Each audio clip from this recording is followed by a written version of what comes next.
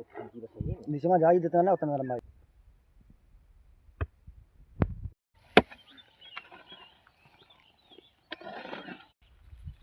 तो भैया फाइनली हम लोग गड्ढा उड्ढा बना लिए है, ठीक है।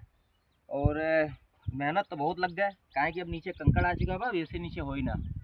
अब इनका अच्छी तरीके से ना दफन कर दिया जाए, इनका संस्कार। क्या पैकेट अभी चाटे में एक उठाइए, पकड़ बड़ा